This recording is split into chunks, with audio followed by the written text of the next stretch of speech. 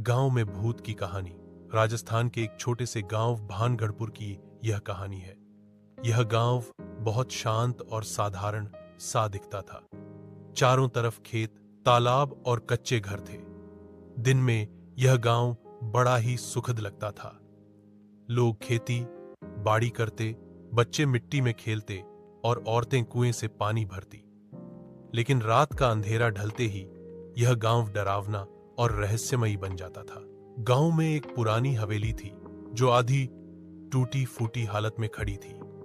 कहा जाता था कि उस हवेली में कई साल पहले ठाकुर रणवीर सिंह नाम का जमींदार रहता था। ठाकुर बहुत कठोर और क्रूर स्वभाव का था। उसने गांव के गरीब किसानों से जमीन छीन ली थी और कई लोगों को बिना वजह सजा दी थी। ठाकुर की एक बेटी थी, राधा। गांव वाले कहते थे कि ठाकुर ने अपनी बेटी की शादी जबरदस्ती एक बूढ़े अमीर आदमी से कर दी थी।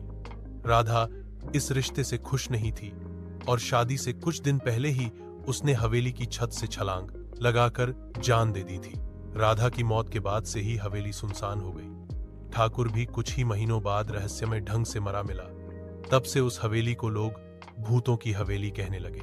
डरावनी घटनाएं शुरू होती हैं। गांव वालों का कहना था कि रात होते ही हवेली से अजीब अजीब आवाजें आती, कभी औरत के रोने की, कभी कंगन खनकने की और कभी दरवाजों के अचानक बंद होने की। कई बार गांव के लोगों ने देखा कि हवेली की टूटी खिड़कियों से लाल रोशनी चमकती। गांव के बच्चों को वहां जाने से मना किया जाता, लेकिन फिर भी कुछ जिज्ञासु नौजवान रात में चुनौती लेकर हवेली के पास जाते।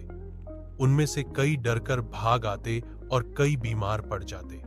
एक बार गांव के दो लड़के, रामू और मोहन, जिज्ञासा में हवेली के अंदर चले गए। रात गहराने लगी थी और हवेली में सन्नाटा पसर